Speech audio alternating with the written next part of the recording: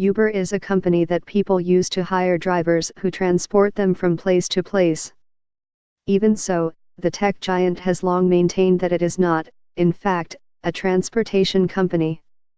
The company's leaders argue that they simply provide a platform for people to connect with other people, who just happen to want to move them around.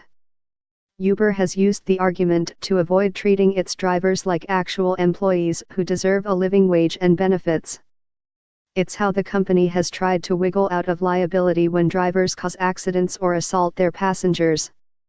And it's how Uber explains away its decision to flout local laws that regulate how taxi companies operate. Not anymore, at least, not in Europe. The European Union's top court ruled Wednesday that Uber is a transportation service that should be regulated like any other taxi operator. It was a landmark ruling, one that could make it much harder for Start UPS to argue that they are simply a button on a smartphone and, therefore, not accountable to their workers and clients. The service provided by Uber connecting individuals with non-professional drivers is covered by services in the field of transport, the European Court of Justice wrote in its decision. Member states can, therefore, regulate the conditions for providing that service. The ECJ further noted that Uber exercises decisive influence over the conditions under which the drivers provide their service. Without the app, persons who wish to make an urban journey would not use the services provided by those drivers. London rejects Uber's license, saying the company is not fit and proper for passengers. The case stems from a 2014 complaint by the Professional Taxi Drivers Association in Barcelona, which alleged unfair competition from Uber's non-professional drivers in Spain. The association also charged Uber with misleading practices.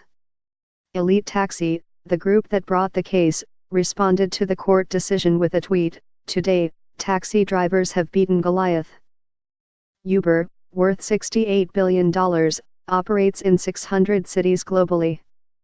Since its founding about a decade ago, the company has regularly run afoul of regulators and local legislators, along with local taxi drivers.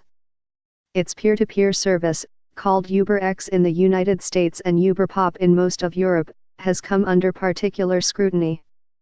UberPop allows people to hail non-professional drivers for a cheap ride.